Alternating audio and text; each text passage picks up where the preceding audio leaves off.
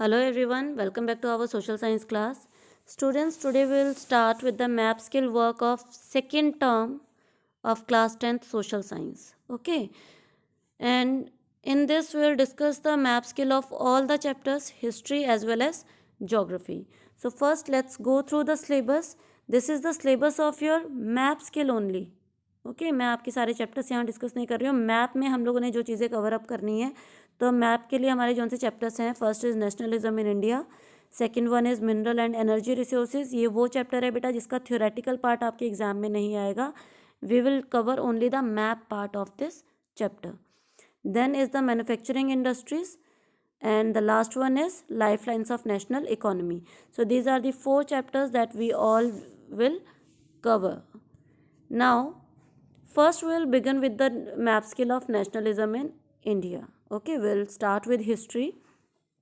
If you'll go through it, you can see here clearly that we have to cover these 9 main points or places to be filled in the map. अब सबसे पहले हम देखेंगे question किस तरीके से आएगा. आपके क्वेश्चन आने के दो तरीके हैं, locating and labelling. Locating and labelling में क्या होगा, you will get the question. अब आपने उस क्वेश्चन को पढ़ के जगह भी पहचाननी है. आपको ये खाली मैप मिल गया और उसको मार्क भी आपने खुद ही करना है. ठीक है, आप उसको मार्क भी खुद करेंगे और फिर उसका नेम भी आप खुद लिखेंगे. आपको सिर्फ क्वेश्चन मिल जाएगा, जैसे where did Jallianwala Bagh massacre took place. तो आपको पता होना चाहिए वो अमृतसर में है. फिर आपको पता होना चाहिए अमृतसर मैप में आपने कहाँ फिल करना है और फिर आप उसका नेम लिखेंगे. ये तो हो गया लोकेटिंग एंड लेबलिंग. सेकंड आपका जो क्वेश्चन आ सकता है that is only the identification. Identification में क्या होगा, आइडेंटिफिकेशन में you will get the map, it will be marked in your map. Again the question is where did Jallianwala Bagh massacre took place. तो आपको मार्क किया हुआ आएगा, उसके पास एक लाइन होगी and you just have to identify the name of the place. These are the two ways in which you will get your map question. Okay, so there are two main things that we'll learn. First, 3 questions from the Indian National Congress sessions and 6 places of the important centers of Indian national movement.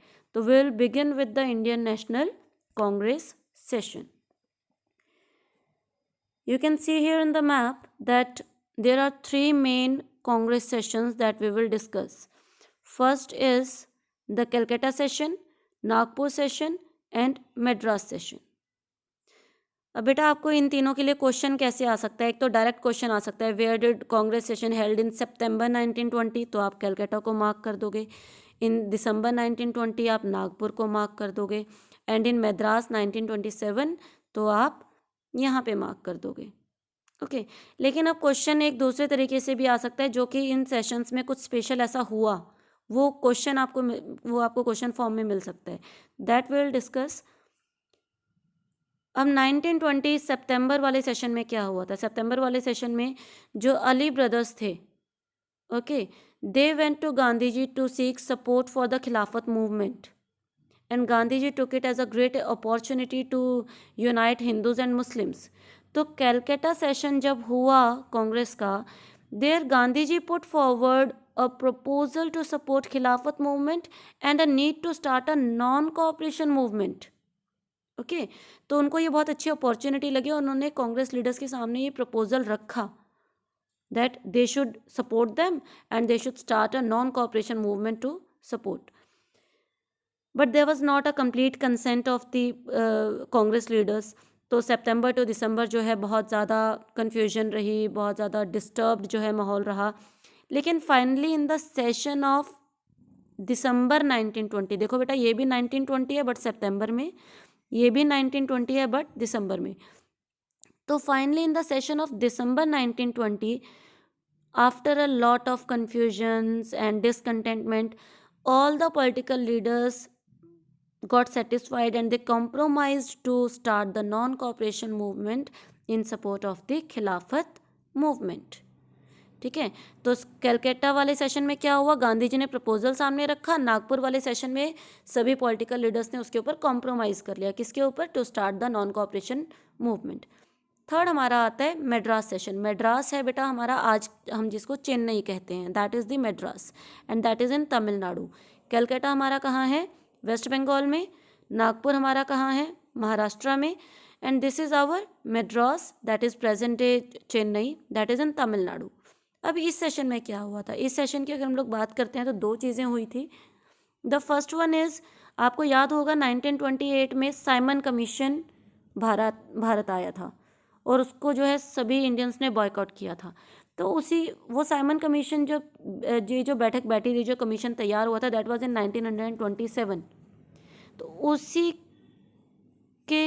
उसी issue को लेकर जो है इस session में discuss किया गया था, that how to boycott the Simon commission, that was discussed here in this session. And second जो कारण था, जवाहरलाल नेहरू जी, सुभाष चंद्र बोस जी द्वारा जो भी मतलब जो कांग्रेस के जो यंग लीडर्स थे, दे formed a Swaraj party. Okay, 1925 में आई थिंक उन्होंने स्वराज पार्टी बनाई थी। और अब इस सेशन में उन्होंने डिमांड रखी थी स्वराज की, डोमिनियन स्टेटस की उन्होंने इस सेशन में बात की थी। तो these are the two main things which were discussed in this session of Congress. तो आई होप ये तीनों आपको क्लियर हैं। ये तीनों आपके सिलेबस के अकॉर्डिंग है बेटा, but there is one more important session that I would like to discuss with you, that is not in your syllabus but you all must know about it, that is the Lahore session. And Lahore की अगर हम बात करते हैं तो that was in present day Pakistan and this is the location. Okay, हमारा अमृतसर इधर है, सॉरी, बिल्कुल आपका बॉर्डर एरिया के पास जाएगा वो।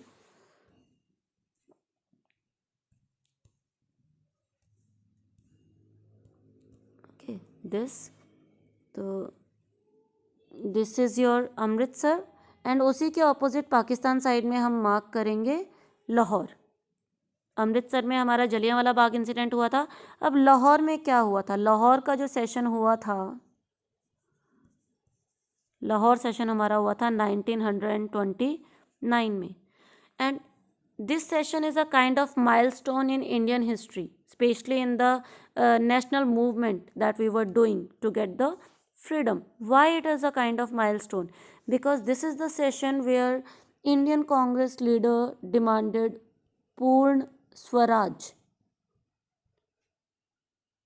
पूरी आज़ादी की जो है मांग वो यहाँ पर की गई थी। 1927 वाला जो हमारा सेशन था उसमें डोमिनियन स्टेटस की बात हो रही है, लेकिन इस सेशन में पूर्ण स्वराज की जो है मांग की गई थी। That is why this is an important session and so I discussed it with you.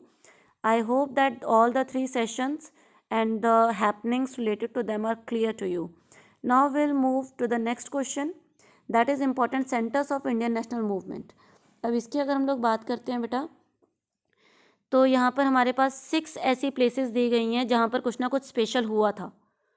तो आपको वो स्पेशल हुआ क्या था प्लस किस ईयर में हुआ था, आपके लिए ईयर भी ज़रूरी है, plus what happen that is also important. ये दोनों, इन दोनों तरीके से क्वेश्चन आ सकता है। हो सकता है कि the Satyagraha held in 1917। Okay, तो इस तरीके से आपका ईयर के अकॉर्डिंग भी क्वेश्चन आ सकता है, या उस जगह पर हुआ क्या था उसके अकॉर्डिंग भी क्वेश्चन आ सकता है। तो will discuss in both ways. First one is movement of indigo planters. तो 1915 में जो है Gandhi ji return from South Africa to India, और आने के बाद उन्होंने वहाँ पर भी सत्याग्रह उन्होंने ट्राई किया था, and same he tried in India also, and he did 3 satyagraha movements in India and consecutively, and he got success in all the 3s. तो आप देख सकते हैं, this is a part of your chapter only, कि 1917 में ही travel to Champaran. तो चंपारण में उन्होंने, जो कि बिहार में है, पीजेंट्स को सपोर्ट करने के लिए उन्होंने सत्याग्रह किया, वेयर ही सक्सीड। देन 1917 में ही दोबारा से he organized a satyagraha to support the peasants of Kheda district, and third in 1918 Ahmedabad to organize a satyagraha movement amongst the cotton mill, not against, amongst the cotton mill workers, cotton mill workers को support करने के लिए। तो आपको पता होना चाहिए सत्याग्रह हुए क्यों थे प्लस कौन से ईयर में हुए थे। सो चंपारण में इंडिगो प्लांटर्स को सपोर्ट करने के लिए 1917 में, this is the location in Bihar. आप देखेंगे ये बिहार है, और बिहार में बिल्कुल यूपी साइड में वेस्टर्न पार्ट में आप चंपारण को लोकेट करेंगे।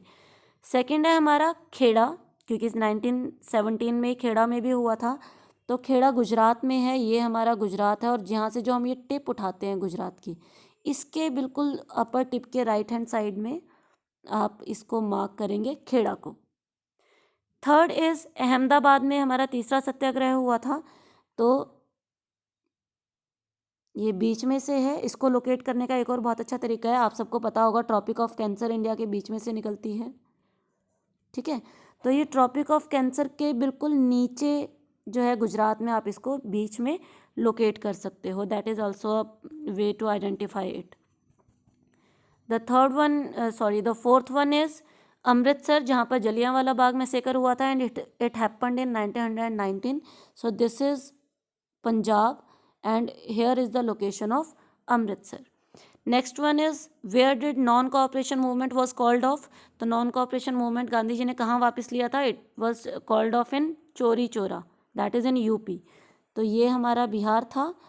बिहार के साथ ही वेस्टर्न साइड में ये उत्तर प्रदेश है, और चंपारण के ही राइट हैंड साइड में आप मार्क करेंगे अपना चौरी चौरा। अब चौरी चौरा में हुआ क्या था, आपको याद होगा, हमने चैप्टर में किया था कि कुछ प्रोटेस्टर्स ने जो है एक पुलिस स्टेशन में आग लगा दी थी, जिसमें I think 22 people were killed.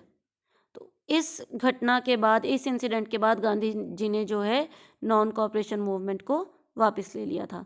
And the last one is the beginning. अब आपका इसका क्वेश्चन आ सकता है,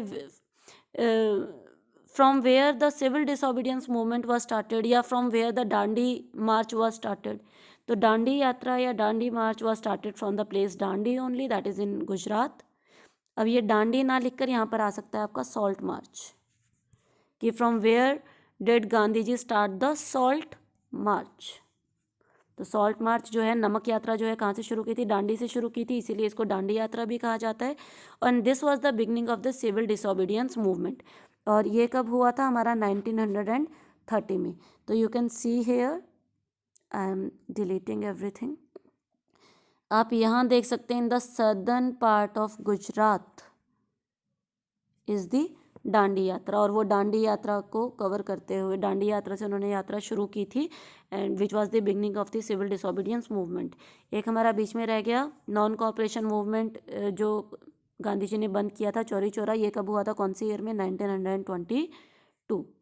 तो students, here we have discussed all the paths, map skill of nationalism in India. In the next video, we'll continue with the next chapter.